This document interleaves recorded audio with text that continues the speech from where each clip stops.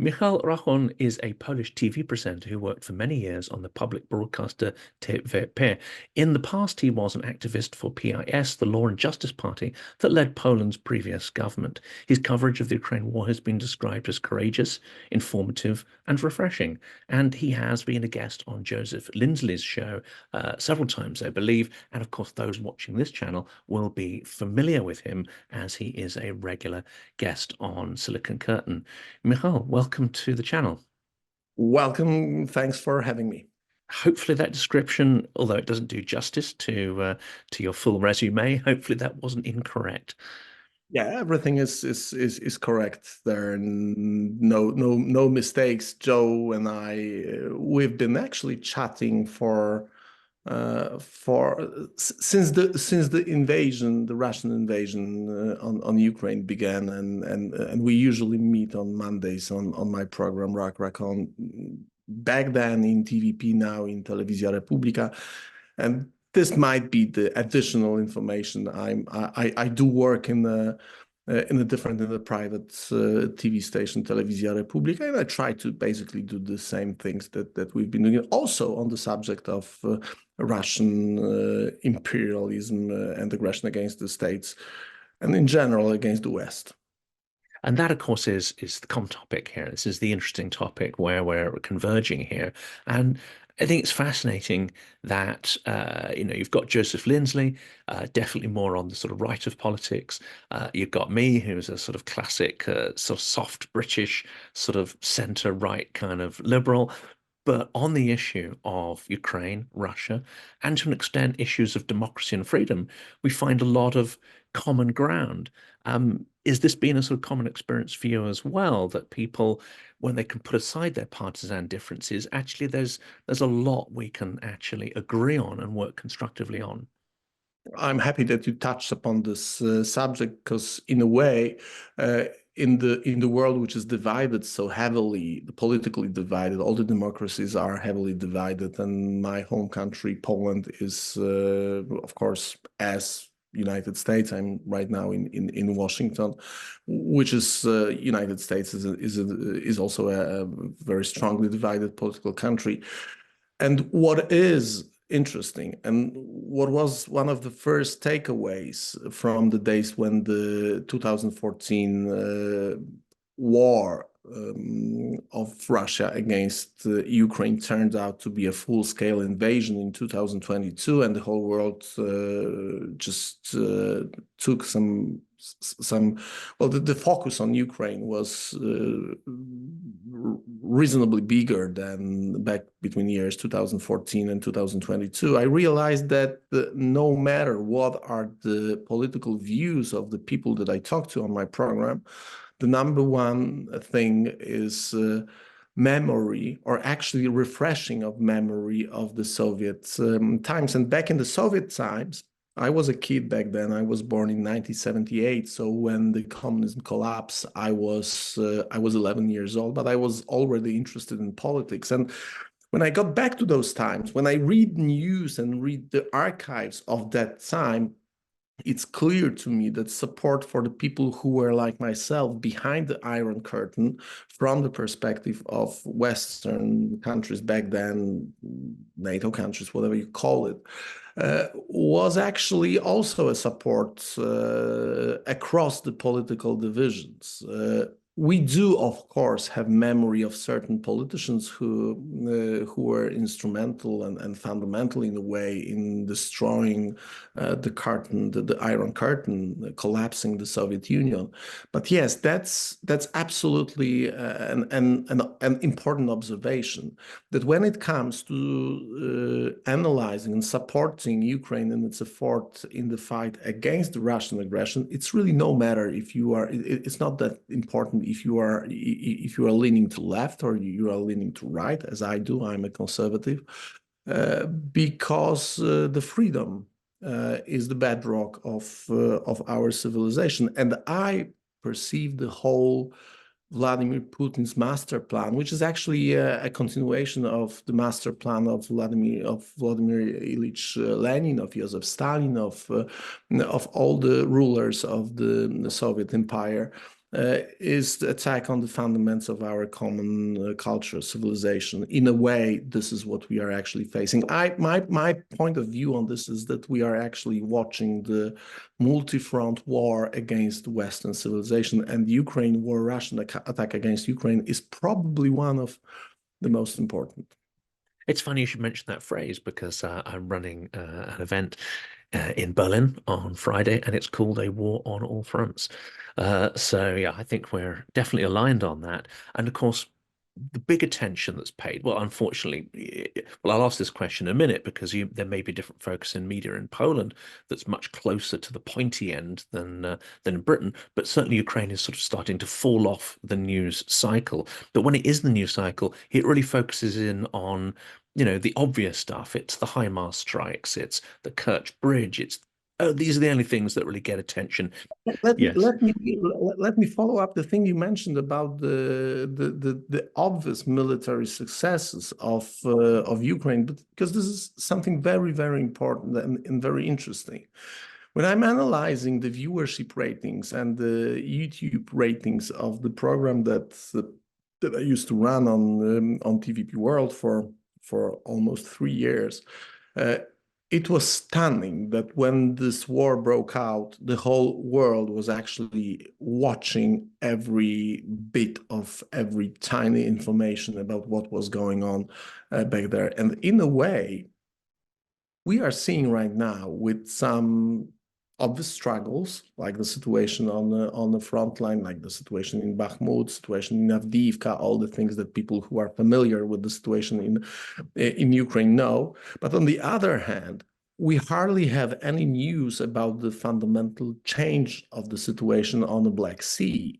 We are, and as I speak to military professionals from United States, from Great Britain, with the great, deep knowledge about the maritime war, experts from Great Britain are probably the best in the world. And they are claiming, all of them, or actually almost all of them, that what we see on the Black Sea, the destroying of 1/3 of the Black Sea fleet of Russia, is a modern warfare in act. We can see it happens in front of our eyes, and it hardly gets attention of the public opinion. And this is a war. Wars are usually things that people are interested in.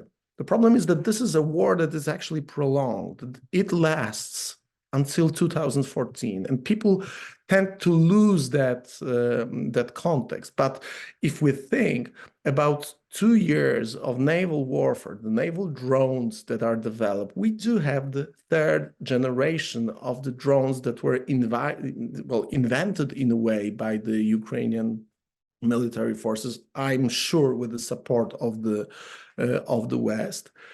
Then we are talking about the completely new way of fighting war. And I'm sure that in Annapolis, not that far from the place where I am right now, I don't know what's the name of the Naval Academy of Great Britain, but I'm sure that in all those places, this war is being studied day by day. Every attack, every attempt to destroy Russian military vessels is studied, because what we have right now, the naval drones operated via satellites, operating in swarms, attacking ships that are worth hundreds or tens of millions of dollars, and just Russia is losing them one after another. This is something very, very interesting, something profound. And yet we hardly see any deep coverage of this very interesting process that we see over there. And I think that there is something curious about it. And it's, of course, related to our nature, the nature of the modern media, of human being. But it's worth focusing on those things. Or the other thing, I don't know, like 2 weeks ago, there was a huge, I mean, really huge story broke by New York Times about 10 years of cooperation between CIA and the Ukrainian intelligence. And for me, for a man who spent his whole life in Central Europe, knowing all the context of post-communism, of the influence of Russia on the states that broke out of the communists, the context of the counterintelligence problem that CIA had before it jumped into the cooperation with the secret services that were 10 years ago a part of the evil empire is very, very interesting and effective in a way, because it helps us also understand how was it possible that Ukraine managed to survive, managed to kick out Russia out of the vast parts of its territory, not all, but vast part. Now we understand a bit more. If we talk about 12 clandestine bases created and funded by CIA all over Ukraine, some of them even behind enemy lines. That's what I understood from the text. This is a great story. This is something very, very interesting. And if you add the fact that actually United States, the CIA is benefiting from this cooperation, being able to operate against Russia on Russian territory, it means that in a way, CIA and the Western intelligence community is able to conduct operations that it was struggling to operate effectively during the Cold War times. This is something very, very interesting. And again, this is something that is going on in front of our eyes. And yet we do not seem to pay attention. And similarly, long-range drones, drones that are flying 600, 1,000 kilometers, hitting strategic infrastructure in Russia, hitting the oil refineries, actually enacting sanctions in a way that the world has not been able to implement oil sanctions. There, Ukraine is like, well, we can't wait, we're going to do it ourselves. But that has rendered the PVO, the sort of anti-air defenses nearly obsolete. So again, it's another paradigm shift in warfare. Yeah, that's true. If I'll refer one more time to this great New York Times piece.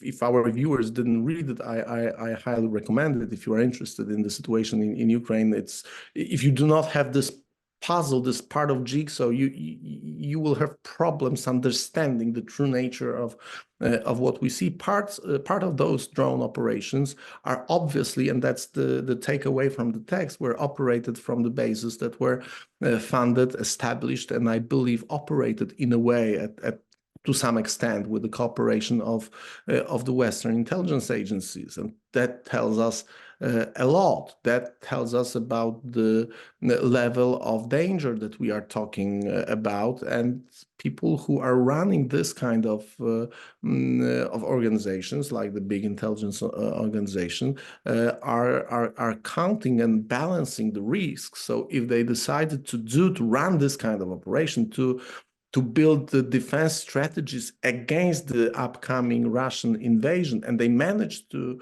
execute it, it means that we are in a real threat. And it's not that Russia is just a state that is collapsing because its economy is weak and has always been.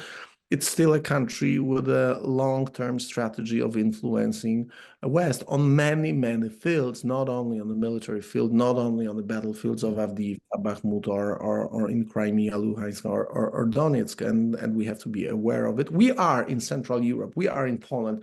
I'm a generation of people who remember what does it mean that Russia rules your own country. Nothing, nothing funny, nothing fancy in it. It's not a good experience. At least I haven't heard anyone sort of claim that it was, unless they're extremely deluded, perhaps. And let's turn or are part or were part of the system. Yes, of course. Benefiting from the system is always one of the risks, and that takes me on to the next point. Because if we take the parts of the Russian military doctrine, for every part military, I believe it's sort of 4 or 5 parts informational or so-called hybrid warfare, although some people sort of don't like that term as such. And there are a number of ways that this is enacted: active measures, information, propaganda, soft power, culture. There's various tools at their disposal. Another one, of course, is creating client networks of people who benefit financially from connections with Russia, whether it's through business, bribes, contracts, benefits, status, whatever it happens to be. It seems to me that Ukraine is starting to tackle this and is taking it seriously. Perhaps countries that are not directly in the fire of Russia, not directly under threat from the military component of the doctrine, are perhaps taking that part, informational and I would say monetary networks less seriously than they should? Well, it's a complicated thing because it depends on the way you look at the Russian goals. If we look at it in a tactical way, if we talk about the Russian primary goal right now, which is digesting Ukraine as a state, taking control over the Ukrainian society, then we are talking simply about the war that is being waged with all the means that usually states do. So we have military, we have intelligence operations, we have influence operations, we have the terrorist acts that are part of the Russian playbook since the beginning of existence of the Soviet Union and post-Soviet Union, which Russian Federation, in my opinion, clearly is. But if we think about it in a broader sense, that the ultimate goal of existing of Soviet Union and post-Soviet Union, Russia and Russian Federation, Soviet Union and Russian Federation, and if this goal is, and it surely is, taking control in this or another way over the Western states, I think we can call it this way. Of course, it's not that obvious. It can be in a way a control over the societies, control over the minds of people, control over the decision processes. But the bottom line is that the Russian goal, the KGB goal, was always to take control over the Western states, over the big devil, which is United States, and always was not only for Iran but for Russia. Then we have to think about the ways that Russia tries to execute this plan. And we have a deep knowledge about the way that Russia operated for example, in Great Britain, with the whole story of the influence and the Russian intelligence assets planted inside the British counterintelligence community, which lasted for many, many years. If we talk about the cooperation and the role of Kim Philby, not only within the Great Britain or British intelligence community, but his role in cooperation with CIA, with American biggest intelligence agency. And if we talk about the long-standing effect that it had on the way that the Cold War on this espionage front developed, and when we have a memory of the things that Alexander Litvinenko was warning the West when he fled Russia, when he traveled to London, when he was, and I read while preparing my previous documentary series titled Reset, I was digging through the articles that Alexander Litvinenko wrote in those 4 or 5 years before he was finally murdered, and he was vocal on putting the public opinion's focus on terrorist activity of FSB, which was understandable because his book Blowing Up Russia was mainly about the terrorist operation ordered by Nikolai Patrushev and Vladimir Putin and their group. But he was arguing that actually the international terrorism, the radical Islam terrorism, the operations of entities like the Palestine Freedom Movement, whatever you call it, the whole idea of using terrorism as a means of influence on Western politics is basically run by KGB.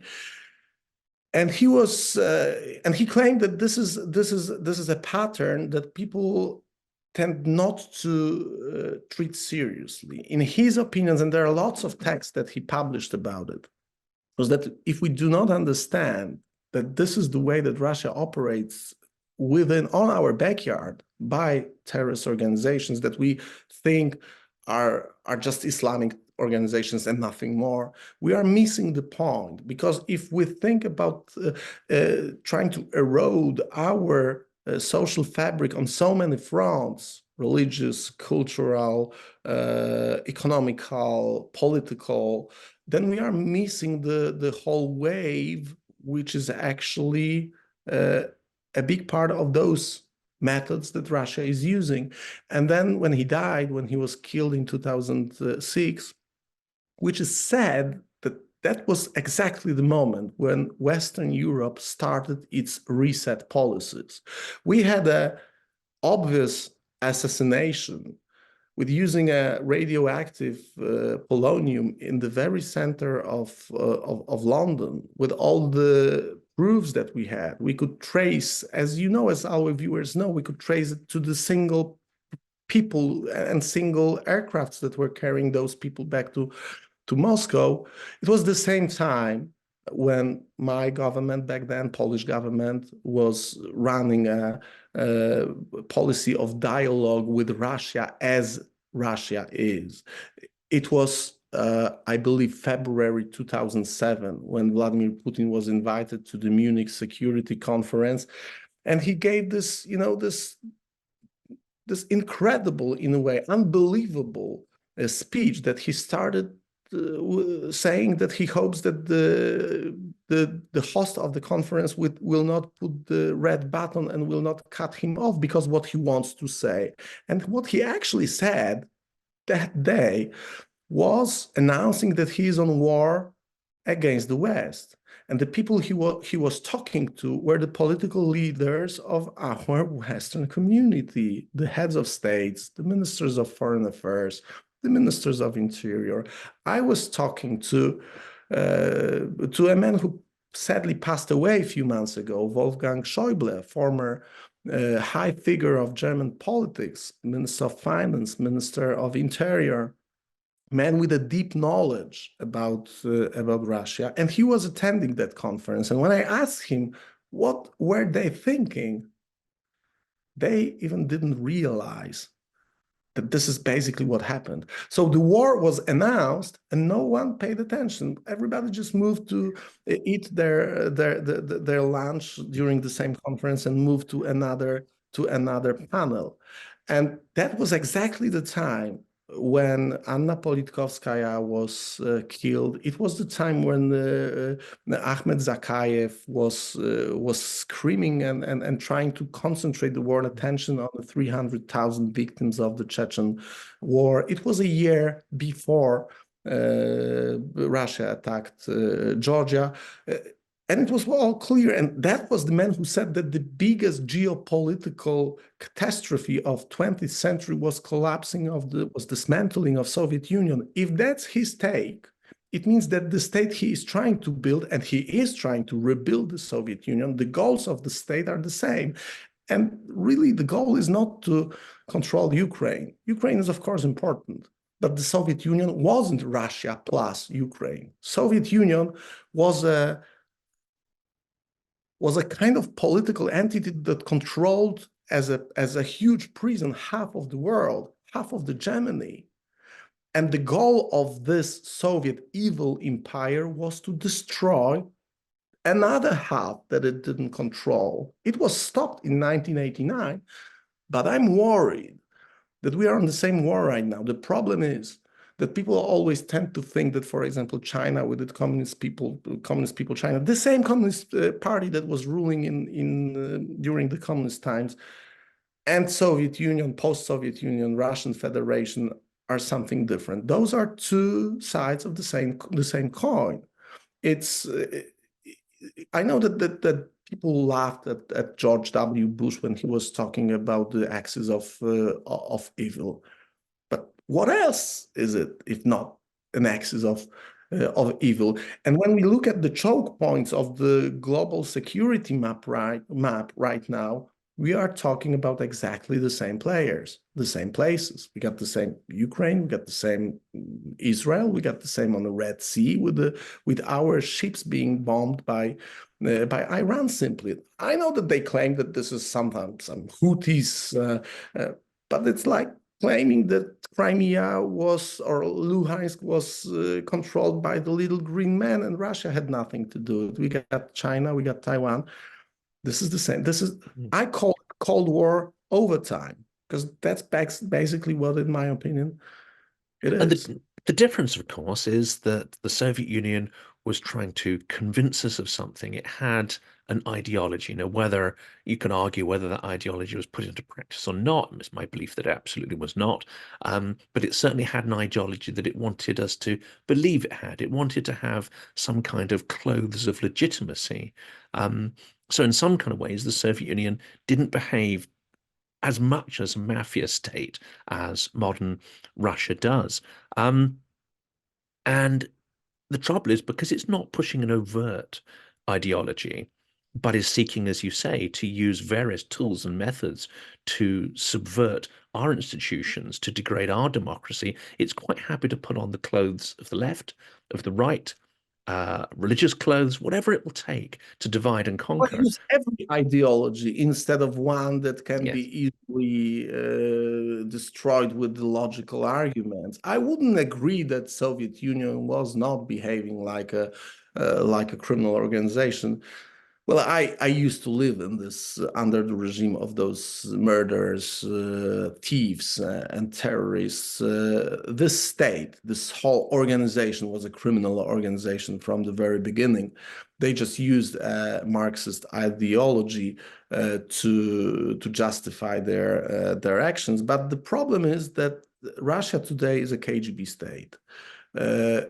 And it's totally controlled by the secret services. In the normal circumstances, states have secret services. Russia, right now, Soviet Russia, post-Soviet Russia, is a secret service that owns state.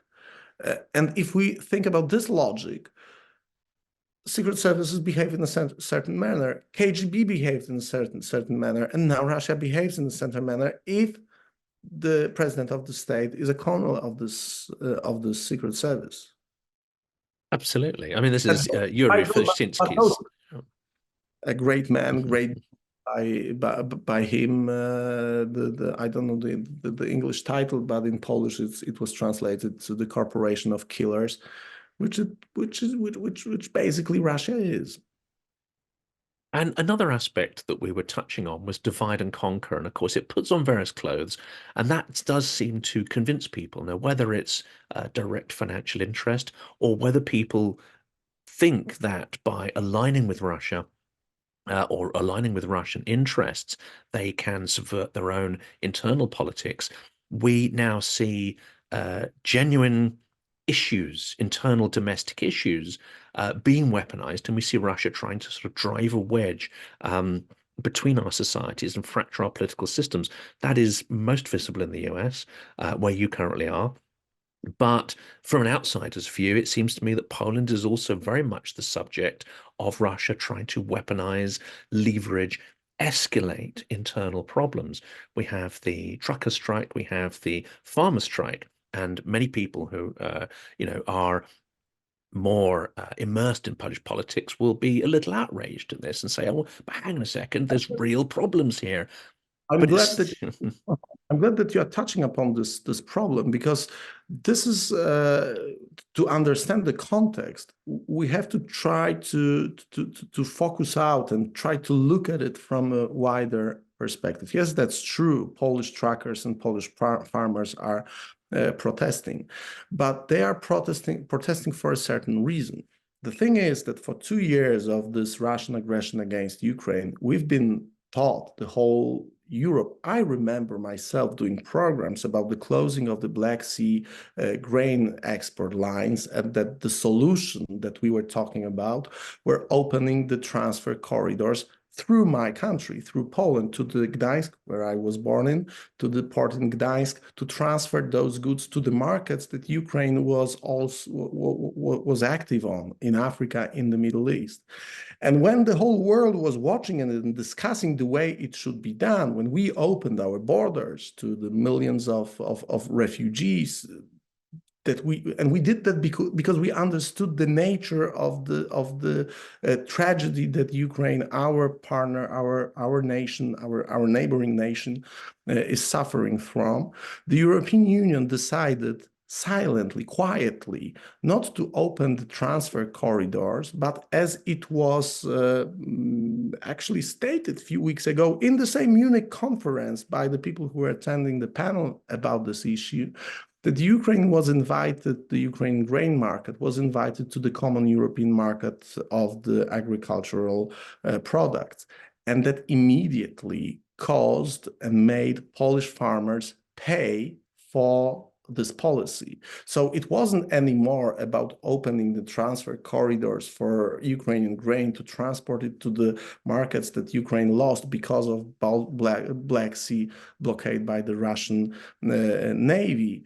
It was about opening the whole European Union for Ukrainian products. And the farmers say, and I talk to them very often, that we are not against Ukraine, but the effect of what we are seeing of the decisions imposed by European Union are against us, because those are our agricultural, even not holdings, because usually in Poland, most of the Polish agriculture is owned by the small farmers who own their own, even not companies, I wouldn't even call it companies. So they are paying the price, and paying the price by the people who had a tremendous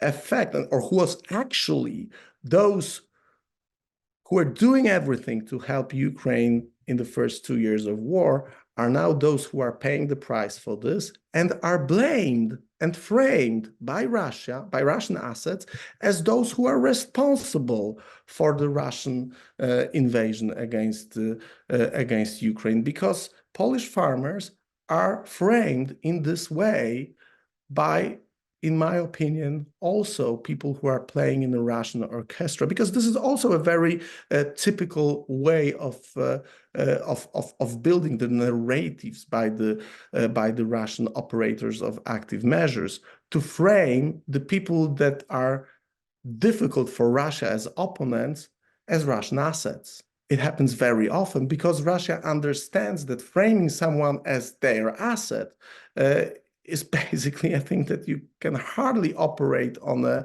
I don't know, political, economical, any other market in the free world, being named a Russian asset. So no matter if those people are or are not Russian assets, the fact that you are called that way actually takes you out of the chessboard.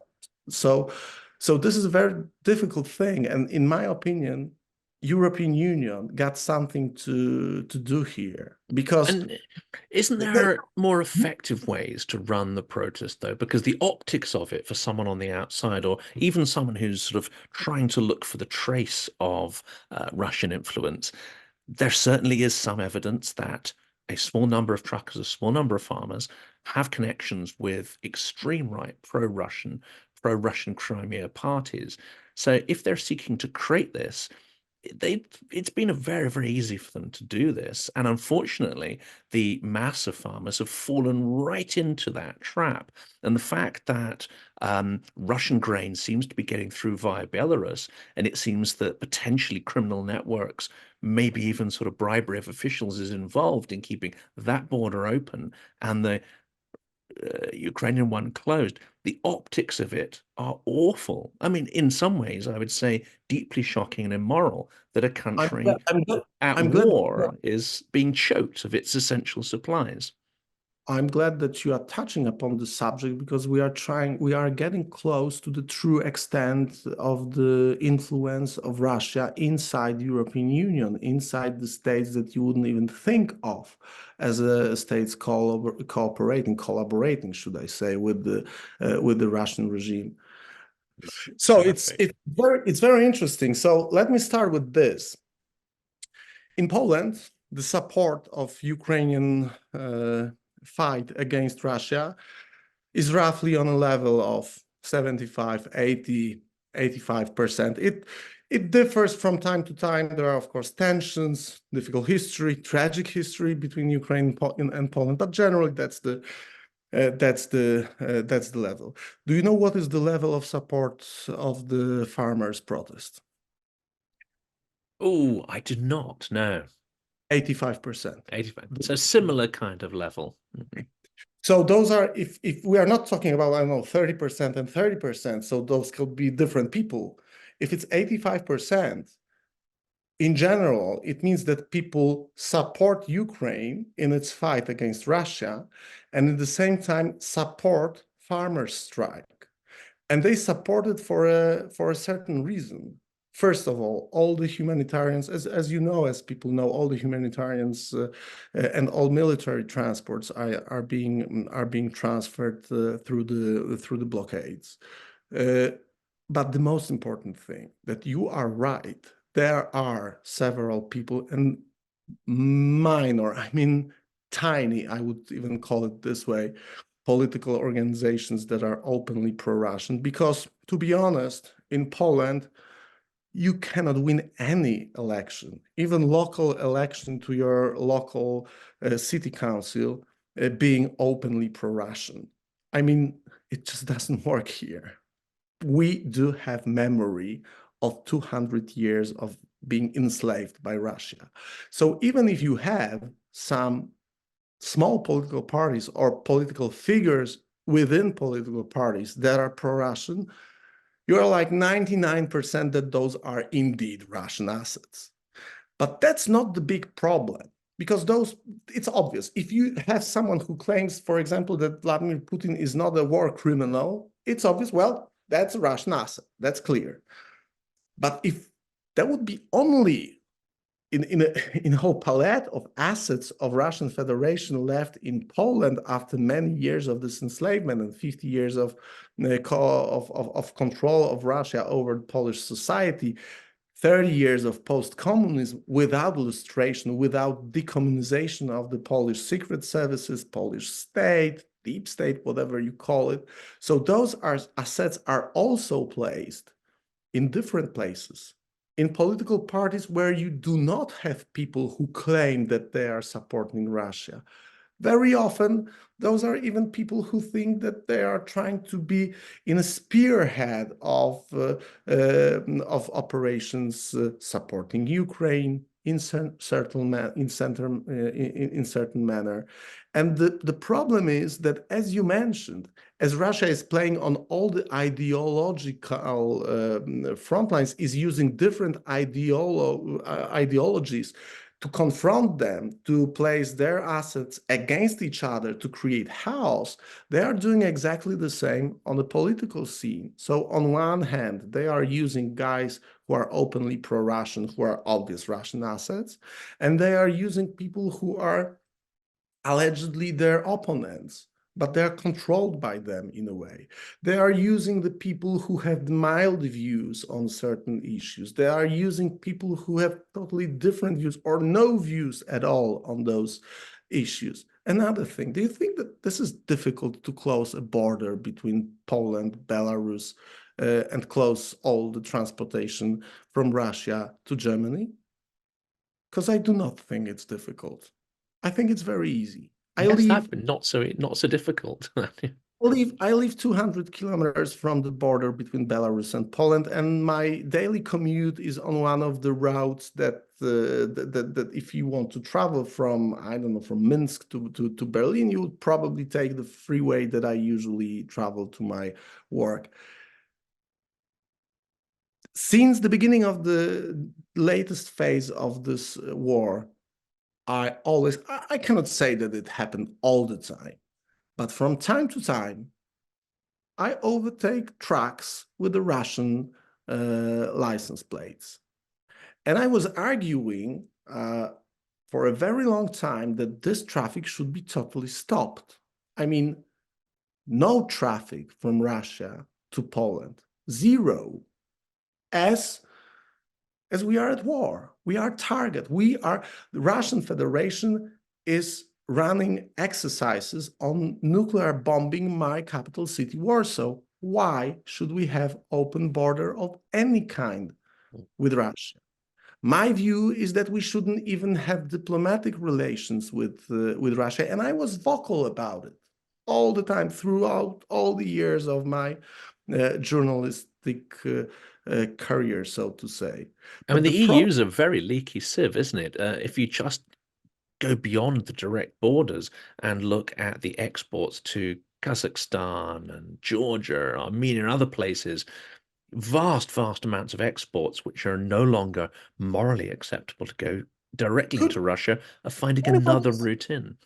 Can anyone accept me what happened in Kazakhstan that so many German cars are being sold over there since the Russia invaded Ukraine.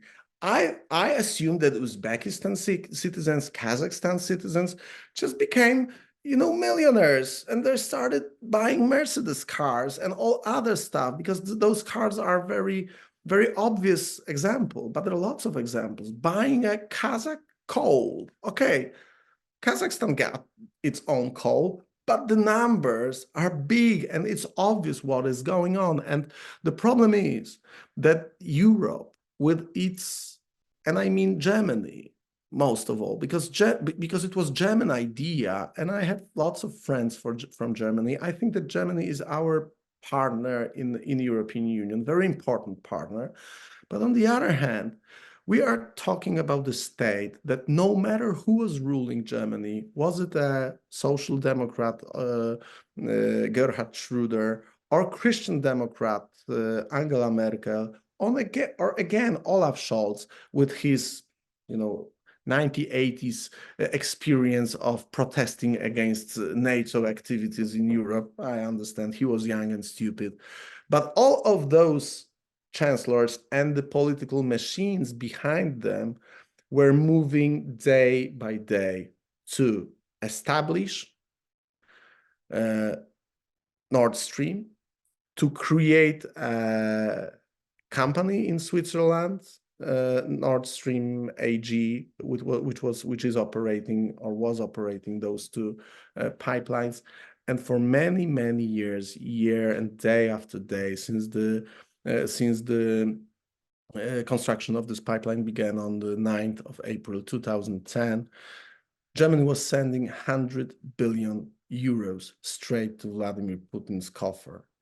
And then when the whole world was screaming, in Poland, it was a bipartisan for some time, at least officially, it was a bipartisan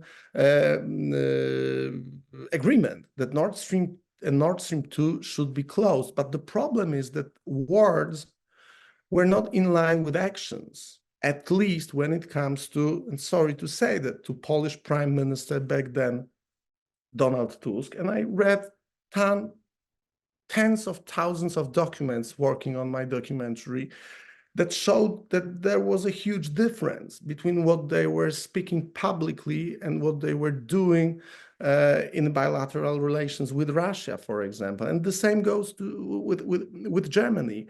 There is a big political party in Europe that works to build a big historical agreement, a kind of a sick hope that Russia under Vladimir Putin could one day be just a normal partner that we can make a deal with. It's like acting as if Vladimir Ilyich Lenin wanted us to act.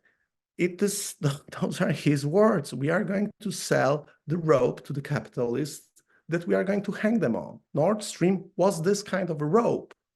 And from my perspective, from the perspective of active measures, acts of terror, for me, this is something truly significant, that Nord Stream 1 construction began on 9th of April of 2010. On 10th of April 2010, Polish President Lech Kaczyński died in an explosion over Smolensk. The same president who was speaking in Tbilisi Square in 2008, who said, and that's a quote, "Today it is Georgia, tomorrow this is going to be Ukraine, then Baltic states, and then my home country, Poland." He stopped that invasion back then. He executed a couple of energetical plans regarding cooperation between states like Georgia, Azerbaijan, and traveling and pumping gas straight to the middle of Europe to Poland, but he didn't survive his first term. And now, when we are after MH17, now when we are after all those assassinations, all those things, we have to. And I know it's a hot topic, this political topic in Poland, because this is one of the topics that is heavily influenced by the Russian active measures. Russia is trying to take both sides of this debate in Poland amplify it and make people scream from one another side, so that the normal people say, well, we don't know what happened, let's not discuss it, let's move forward to another panel. And that's, I mean, the last question here, that's right from the start of the war, and even the long war, Russian propagandists have been throwing up something which is almost incomprehensible to people outside of the region. And this is the idea that Poland secretly wants to carve up Ukraine. This is a deep desire that it's holding. And they come back to this over and over and over again. And it seems absolutely absurd, and it may be absurd when they bring the idea up, but slowly they're trying to divide people and play to what they think are the worst natures. They're projecting. They think people are going to be as greedy, as avaricious, as envious, as aggressive as they are. And I guess they're hoping that eventually this might work. That's amplifying all the existing and inexisting conflicts. The same goes with framing Poland as a perpetrator of a Second World War. It was an official statement of Vladimir Putin back in 2009 when he traveled to Poland to commemorate 17th anniversary of outburst of the Second World War. He actually openly said it. President Lech Kaczynski was the one who opposed it.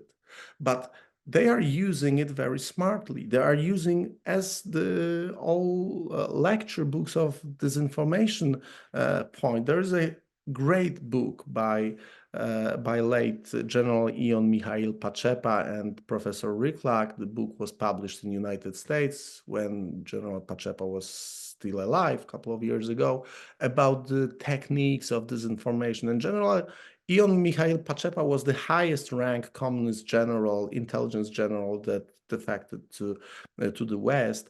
And he was writing this book from perspective of his own experience. He was the one who was operating agents in, for example, Islamic countries, the Palestine movement. He personally describes in his book trips of Yasser Arafat to Romania. So he knows what he is talking about. And he always, in his book, was putting emphasis on one aspect. To create a successful disinformation campaign, you have to have at least one tiny, small, real element. You take the small, real element and you recreate it by amplifying certain aspects, but by adding obvious lies to this true element, by showing it and reflecting in a twisted way, and creating something big, which is a total lie. But in this total lie, you have a small first element that you need to create this disinformation, which is basically, as he says, a difference between disinformation and a lie. So the thing is that you can pick anything, the relations between Ukraine and Poland. Yes, those relations in a historical manner are hard. There are tragic moments in this history. People were slaughtered and killed in an unbelievable way. And I'm talking about my fellow countrymen who were killed in that way. We do have this memory, but the fact that we do have this memory and we have some difficult issues doesn't make us a hostile nations. And of course, Russian propaganda knows it very well. They try to amplify those things. The same goes with the Second World War. The same goes with anti-Semitism. Yes, that's true. This is one of the aspects of the history of this part of the world. But no, it's not true that Poland is a participator, is responsible, and Poles are responsible for so-called death camps. And I wouldn't even call it the way that this propagandists call it, because concentration camps were created by the German Nazi regime, and framing it as a responsibility of Poland, as Russian assets in the West very often do, is also the same aspect, the same pattern. It creates huge emotions. I got memories from my family, and you probably have the same kind of memories from your family history. And playing on those things is playing on the fundamental issues that